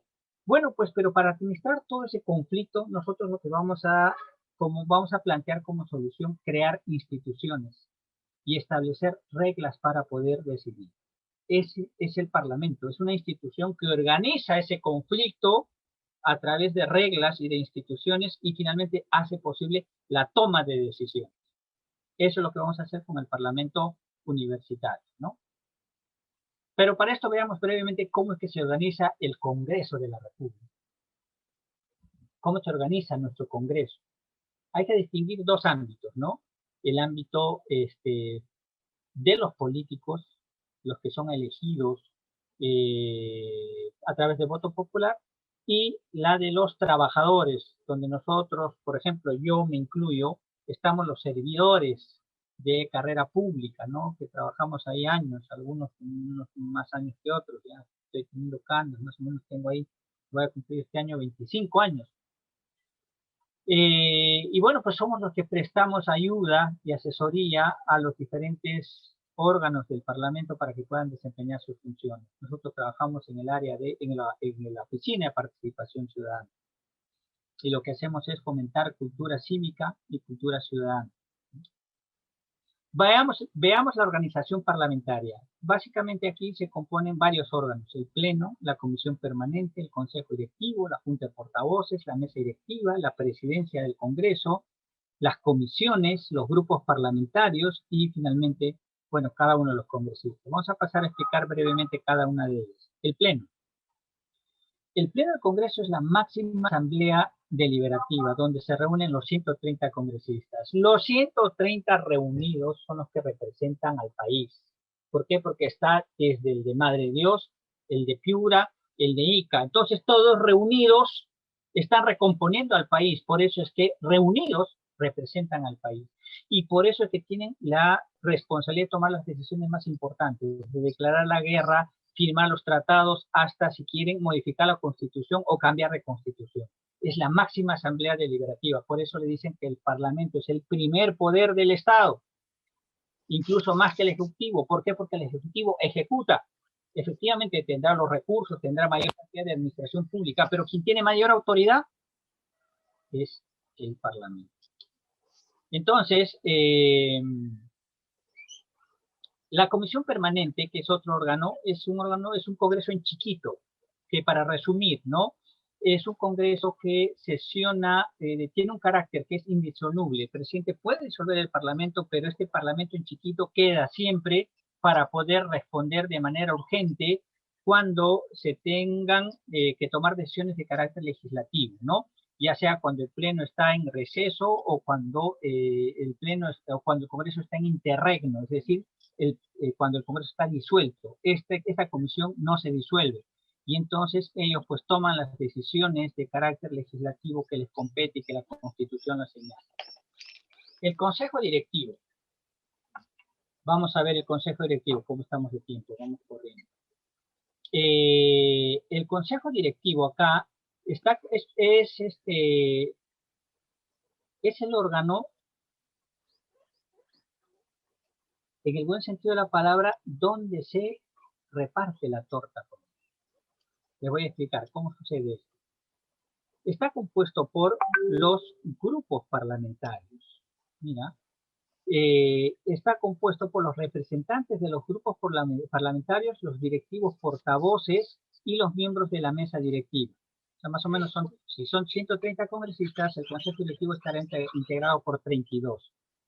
Santa Ana, por ejemplo, tendrá, si son 30, aquí tendría más o menos unos 7 representantes y su directivo portavoz y el suplente. Entonces, más o menos, por cada grupo serían 7 por 4, 28 más 3, 30. 30 miembros. ¿Que se reúnen para qué? Miren, tienen atribuciones administrativas para aprobar el presupuesto institucional, las políticas de administración de personal, recursos económicos, toman decisiones de carácter normativo, y aquí viene lo más importante, por eso les decía que reparten la torta política. Estos son los que aprueban la agenda, es decir, qué temas van a pasar al pleno del Congreso para ser debatidos. Ellos son los que deciden cuánto tiempo se va a utilizar para debatir un proyecto de ley. Son los que organizan el trabajo previo a lo que nosotros vemos en los noticieros. Entonces sesionan antes de cada pleno y deciden, oye, estos temas, en tal tiempo, y estos son los que intervienen. La Junta de Portavoces es igualito que la Junta, que el Consejo Directivo, pero en este caso está compuesto por ejemplo, pensemos, uno de Santa Ana, uno de Tupac Amaru, uno de Quipu y uno de, no recuerdo cuál es el otro. Santa Rosa. Santa Rosa, ¿ya? Y los miembros de la mesa directiva, que son 3, por ejemplo. Entonces, 1, 2, 3, 4, 5. Estos tienen casi las mismas decisiones que el consejo directivo. Pero ¿cuál es la diferencia? Aquí solamente se reúne un grupito más pequeño. ¿Pero para qué? Para resolver y tomar decisiones rápido. Si ha habido problemas en el Congreso, las resuelven ahí nomás. O también ellos también arman la agenda, dispensan de trámite a los proyectos de ley. Pero ¿cuál es la particularidad? Miren acá, jóvenes, ¿ah? El representante del directivo portavoz tiene el peso o su voto equivale al peso de su grupo político. Por ejemplo, el de Quipu, que es el más numeroso, su directivo 34. portavoz votará por 34 votos, mientras que el directivo... 44. 44, ¿no?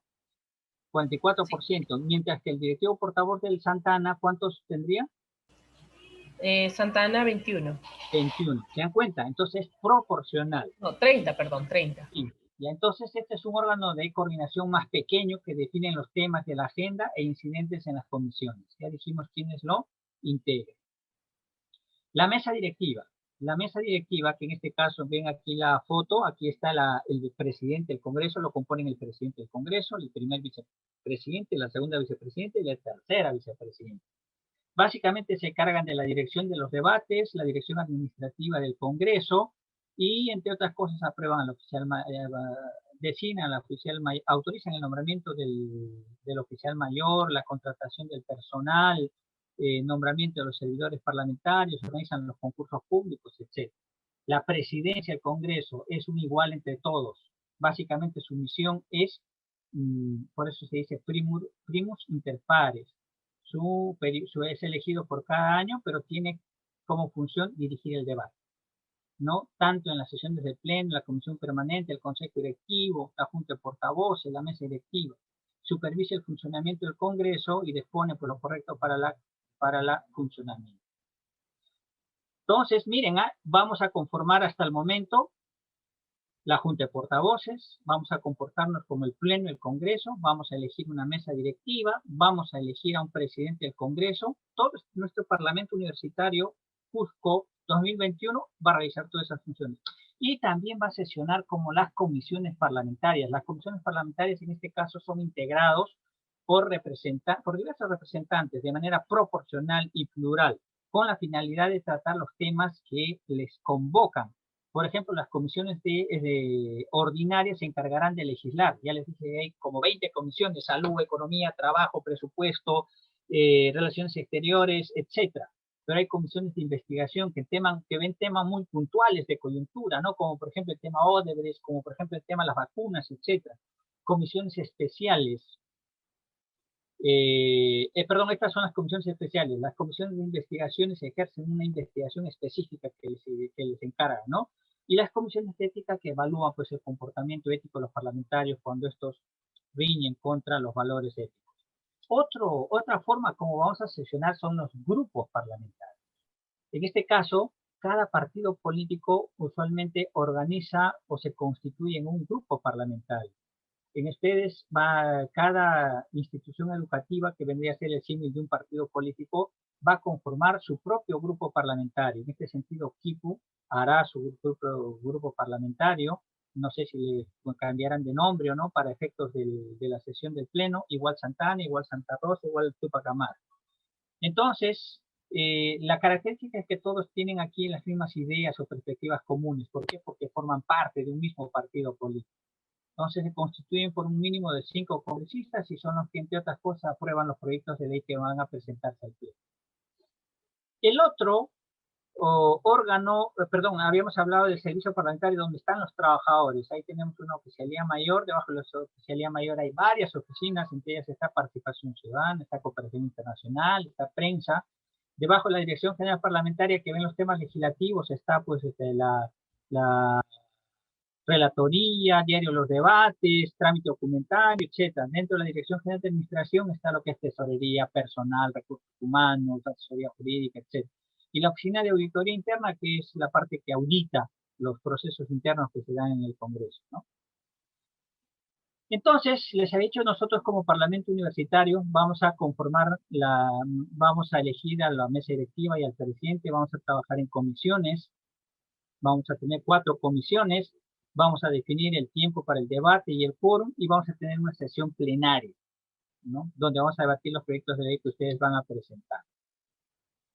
Y finalmente vamos a entrar al módulo de proyectos de ley y su debate. Hasta acá, preguntas, por favor. ¿Han escrito preguntas, Vanessa? Sí, efectivamente, durante la primera y segunda parte hemos ido recibiendo algunas preguntas. Por ejemplo, Feliciano Tápara, ¿qué opina usted sobre la amenaza exterior? Para esta pandemia, ¿hubo irresponsabilidad del Estado al no cerrar oportunamente las fronteras y llegada de aviones al Perú? La mirada desde el Congreso de la República. Es que me estás preguntando una opinión. Me gustaría darte mi opinión, estimado, pero mejor dejemos a los políticos para eso, ¿no? Yo quiero enseñarte cómo es que funciona el Congreso. Mejor damos paso a otra pregunta, ¿no? Sí, pero sí, dale. Tenemos otra que dice, ¿qué opina usted de que se permita participar en los procesos electorales a candidatos que poseen investigaciones por la Fiscalía? ¿Esto también corresponde al tema de libertad dentro de las elecciones? Hay un dicho en democracia que dice, yo daría la vida incluso para que, con tal de que tú puedas expresar tu opinión. Algo así. Con esto te quiero decir que en democracia la gente, los ciudadanos, los candidatos deben poder dar sus puntos de vista. Si el ciudadano se ha dado cuenta de que tiene juicio, de que es una mala persona, de que está cuestionado por aquí y por allá, evidentemente no debe votar. Pero no por norma, no por ley, le debemos discriminar a quienes, por ejemplo, a ver, suponiendo que alguien, voy a extremar algo, ¿ya? Un candidato dice, ya, yo voy a proponer la privatización del agua. Y un grupo de ciudadanos agarra y dice, a ver, Mari Bizarreta, por favor, silencio. Sí. Les decía que un candidato, por ejemplo, propone y dice, vamos a privatizar el agua, por ejemplo, de las lagunas de Cusco. Esa es su propuesta. Y por ahí unos ciudadanos lo denuncian y dicen, ese señor tiene intereses privados, tiene acuerdos con las empresas, con las mineras para privatizar el agua. Lo vamos a denunciar. Ya está en un proceso. ¿Ese candidato va a poder postular? Entonces, en este caso, no hay que dejar que las leyes hablen por nosotros, los ciudadanos. Si a nosotros nos pueden preguntar directamente y nosotros podemos decidir, oye, si esta persona es pegalona, si esta persona es corrupta, si esta persona... No votemos por él. Escojamos otros. Esa es la naturaleza y las reglas de juego de la democracia. Siguiente pregunta. Sí, tenemos, si el Congreso es la representación del país, ¿por qué en este Congreso casi no existe participación indígena? Vemos mucha participación de parte de empresarios, personas que tienen mucho dinero, y la participación del pueblo en sí no se ve. No, ahí sí, te recomiendo, no sé quién ha formulado esa pregunta, pero tan solo te recomiendo ver los apellidos de los representantes. Te vas a dar muchísima sorpresa. No, segundo, los ciudadanos pues son los que votan. Fíjate, ahora en los partidos políticos, busquemos a ver, los partidos políticos, cuántos representantes autóctonos, originarios, indígenas están en la lista. Votemos por ellos. Está en nuestras manos. ¿Mm?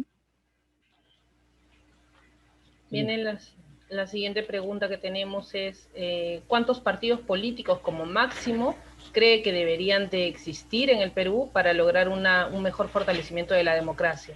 Porque son demasiados partidos políticos y que en muchos casos ni los conocemos a todos los candidatos. Pregunta de Ani Mari. Ani Mari. Ani Mari, Sí. mira, Ani que Mari. es bien difícil, bien compleja, de verdad. a nosotros los politólogos nos constituye un reto, ¿no? Es un reto para la ingeniería constitucional, para el diseño de los sistemas electorales y sobre todo para la cultura política de la gente. El asunto es que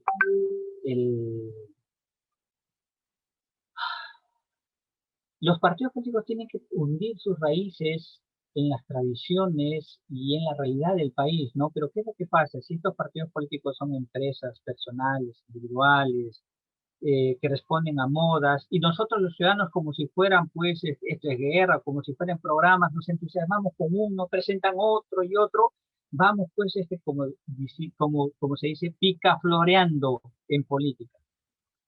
Es un problema complejo, no podría darte una respuesta. Y una de las razones por las que tenemos crisis en nuestro sistema es que tenemos muchos partidos políticos.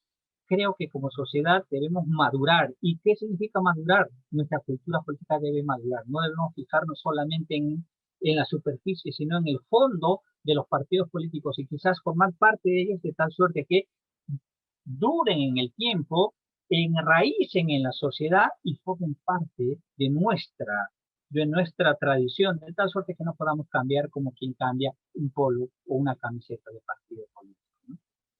Siguiente. Sí, bien, pasamos a la última pregunta. No hay democracia si los candidatos pagan por estar en el número 1 y 2 de una lista congresal. Luego, nadie votó por ellos y salen elegidos solo por arrastre. Ese es un tema que también tiene que ver con la crisis de los partidos políticos. Con toda seguridad deben haber partidos políticos donde efectivamente les exigen determinado monto para participar a sus candidatos para que financien sus campañas electorales, pues saben que las campañas no son, implica pues inversión en paneles, en avisos, etcétera, en desplazamiento, ¿no? Es verdad, pero para eso está, por ejemplo, el financiamiento por parte del Estado a los partidos políticos, tanto de avisaje como de recursos, para que no solamente los poderosos o los que tengan dinero puedan participar. Segundo, existen medios y formas a través de las cuales nosotros como ciudadanos que no necesariamente tenemos recursos, podemos agenciarnos, ¿no? A través ahí no recuerdo exactamente la institución andina, el AINI, me parece que, bueno, pues puede traducirse en términos simples como, por ejemplo, la apoyada, la anticuchada, donde la gente hace recursos, genera, ¿no? Aparte de las donaciones. En política, una, gran parte de la actividad de los partidos políticos han conseguido donaciones en los candidatos. ¿Conseguir donaciones para qué? Para que las causas pobres o las causas frente a los poderes económicos puedan sobreponerse. Es parte también del juego democrático, ¿no? Siguiente. Sí, esa es la última pregunta, doctor Reinaga. Más bien quería de repente ahí mencionar un poco a los jóvenes que en nuestro país tenemos el voto preferencial, lo cual nos permite voltear el tablero de los números, ¿no? Solo hay que saber utilizarlo. Gracias, Vanessa. Efectivamente, una vez más, el pueblo tiene la llave. El pueblo es el dueño. Si te han puesto en el 1 al poderoso, al dueño de medio Perú, tú con tu manito puedes decirle no y puedes votar por el 35, ¿sí? O por el 34, o por el 7. En el caso de Cusco diría, no voy a votar por el 1, voy a votar por el 5. Bien, entonces vamos a ver ahora el tema de los proyectos de ley. Les había dicho que en el Congreso y en democracia en general no se utilizan los palos, en los enfrentamientos en la calle, el enfrentamiento físico, sino el enfrentamiento verbal. Las ideas se exponen y se argumentan. Por eso el Parlamento es el ámbito esencial para que nosotros los peruanos podamos sacarnos los trapitos al aire, decirnos nuestras verdades, proponer nuestras ideas, defenderlas y argumentarlas. Como ustedes los vamos a escuchar y los vamos a ver en el Parlamento Universitario. Ustedes van a bajar de la condición de comentarista deportivo o de hincha de tribuna a la cancha.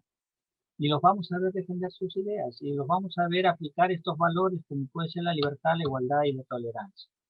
Entonces, pues, aquí vamos a ver que el tiempo es escaso y vamos a ver cómo nos organizamos, ¿no? En este caso, el papel del presidente de las comisiones o el presidente del Congreso es fundamental para organizar el debate. Y vamos a ver pues que las decisiones se toman por votación, donde las mayorías mandan y las minorías fiscalizan y las minorías se oponen, ¿no? Pueda que no también, ¿no? Y para esto el principal instrumento, así como existen mociones, también el principal instrumento para tomar decisiones es el proyecto de ley. Y un proyecto de ley básicamente tiene 4 cuerpos: el título, la parte introductoria, la parte sustentatoria y la parte resolutiva. En el título tenemos la denominación del proyecto de ley, ¿no? Ley que modifica, que interpreta o que deroga. En la parte introductiva decimos, ¿no?, qué autores son qué congresistas son los autores. Ahí ustedes van a colocar su nombre, ¿no? De qué partido y de qué grupo político, ¿no? Y en la parte sustentatoria ahí van a tener la exposición de motivos, van a poder argumentar, decir por qué es necesario introducir este cambio, por qué es necesario modificar lo que fuere. ¿Ya? Ahí está la exposición, el argumento, el debate. Entonces ahí formalmente se les pide en el caso del Congreso que haga un análisis costo-beneficio, que vean de qué manera impacta en la legislación nacional, de qué manera impacta en el ambiente, si es que son normas que van a reflejar o van a tener un impacto en el medio geográfico, y finalmente si tiene relación con la agenda legislativa. Pero es un tema secundario, por favor, obvien, simplemente para temas de la exposición les estoy mencionando, ¿no? Y la parte resolutiva es, digamos, es el cuerpo normativo, ¿no? Donde dice artículo 1, tal, derógase o créase, etcétera. Artículo 2, etcétera. Entonces aquí, básicamente es la parte dispositiva donde se dispone. La ley es mandatoria. La decisión se toma y dice, créase, derógase, hágase. No es la voluntad que se expresa, es la decisión de un pueblo que habla y dice, hágase, créase, ¿no? Es el mandato del pueblo. Entonces eso se organiza a través de títulos, secciones, títulos, capítulos o subcapítulos. Aquí, por ejemplo, quiero mostrar un ejemplo chiquito de lo que debe componer un proyecto de ley, ¿no? El título, proyecto de ley número tanto, su número, el título, quiénes son los congresistas que lo proponen, cuál es la exposición la exposición de motivos, los argumentos que ustedes van a esgrimir para que la sociedad, los medios de comunicación y sus compañeros también que están en las bancadas puedan votar y puedan convencerse de que esa es la decisión correcta o necesaria para el país. Esto de los efectos de la vigencia de la norma, por favor, no lo vamos a tener en cuenta, así como en el análisis costo-beneficio. Vamos a ir de frente a la fórmula legal, ¿no? Pero vamos a explicar en qué consiste estos temas. La exposición de motivos. Les había dicho que es el fundamento de la necesidad del proyecto. Aquí es necesario realizar una explicación, un resumen de los antecedentes y quizás se puede utilizar la legislación comparada, cómo se utilizan en otros países, cómo se hace, ¿no?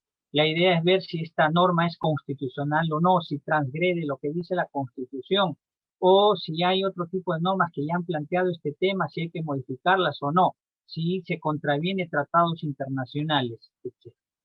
En el análisis costo-beneficio, básicamente lo que hay que hacer es responder esta pregunta. ¿Mejora la sociedad con esta iniciativa legislativa? Es decir, el costo que esa norma va a implicar es menor al beneficio que va a dar a la sociedad. Para esto es necesario ver cuál es el impacto que va a generar en la sociedad. Y finalmente tenemos cómo impacta en el texto jurídico nacional, cómo impacta en el conjunto de las normas, si hay que modificar, si hay que derogar, si hay que actualizar las leyes que están vigentes o si hay leyes obsoletas. Entonces aquí lo que hay que responder es la pregunta: ¿en qué aspecto concreto se producirá un cambio en el ordenamiento legal si se aprueba esta ley o esta disposición? Entonces, miren, aquí un ejemplo pequeño de un proyecto de ley importante.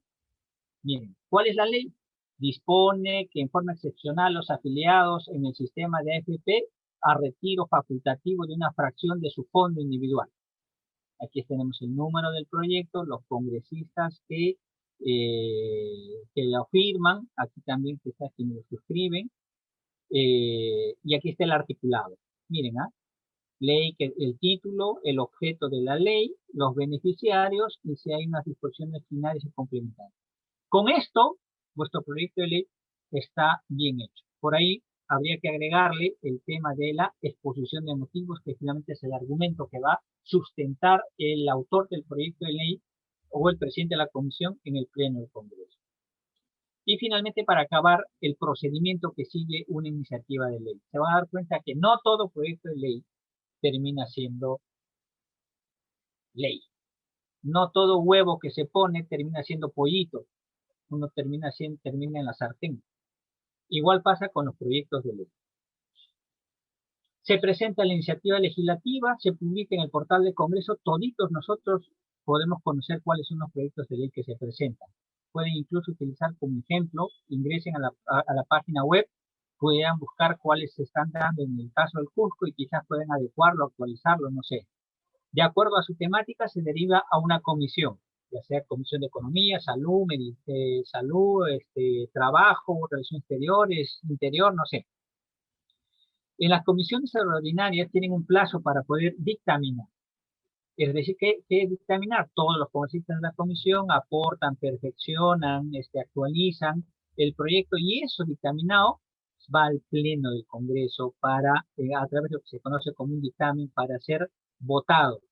Y aquí puede ser rechazado o puede ser devuelto a la comisión para mejor estudio o puede ser aprobado. Si es aprobado, pasa la aprobación del dictamen, aquí vamos al pleno. Si es aprobado, pasa al Ejecutivo para su promulgación, o el Ejecutivo puede decirnos al Congreso, no estoy de acuerdo, por esto, y te observa, y te devuelve el proyecto de ley. ¿Qué pasa cuando el Ejecutivo te devuelve el proyecto de ley? No es porque está mal, sino porque quizás está en desacuerdo con puntos de vista. Entonces, ante eso existen tres caminos. Uno, el Congreso se allana y dice, sí, tienes razón, vamos a aceptar, entonces, y procede y se aprueba el proyecto de ley por parte del Congreso. O puede ser el camino de la insistencia. El Congreso dice, no, quiero que vaya así, tal como lo he aprobado, no acepto tus observaciones. Y entonces para esto el Congreso tiene que manifestarse ya no con mayoría simple, sino con mayoría legal. Vamos a explicar eso durante el desarrollo de las sesiones. Y el tercer camino es cuando el Congreso le dice, ya, ok, voy a aceptar tus observaciones, pero también le voy a adicionar. Entonces eso se trata como un proyecto de ley nuevo y tendría que volver a enviarse al Ejecutivo. Entonces ese es el término, el procedimiento, el interprocesal, como le llaman los juristas, del proyecto de ley en el Congreso de la República, ¿no?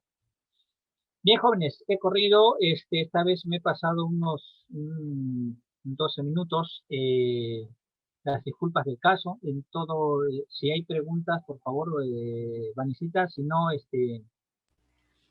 No tenemos ninguna pregunta en el chat, si alguien desea levantar la mano para hacer alguna pregunta, por favor.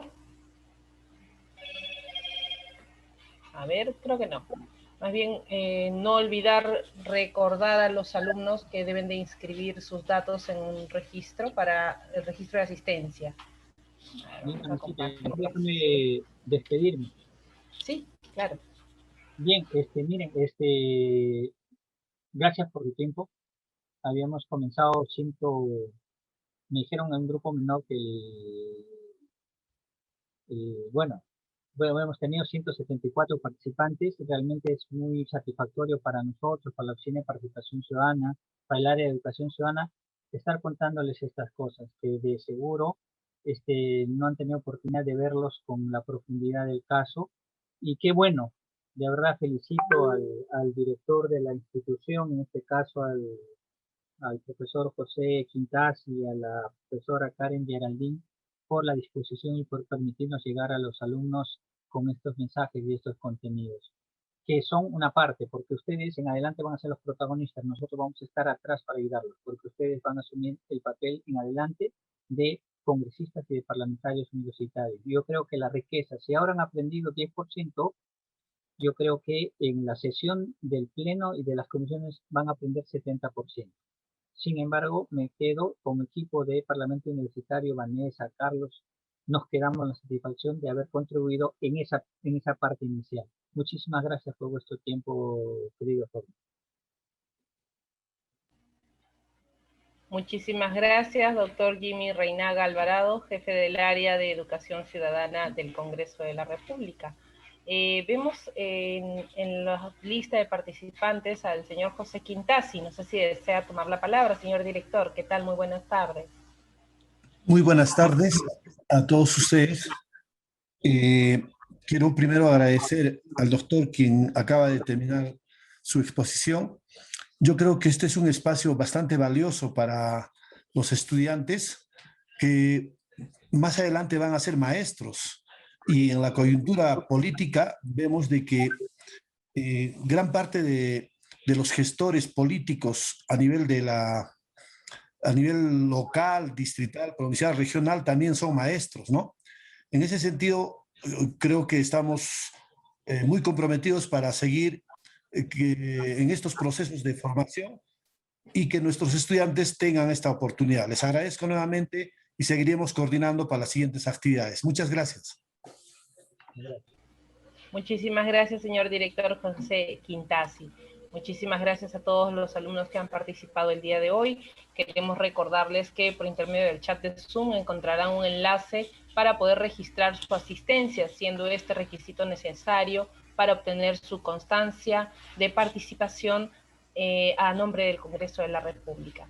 Siendo así, muchísimas gracias a todos ustedes y que tengan muy buenas tardes.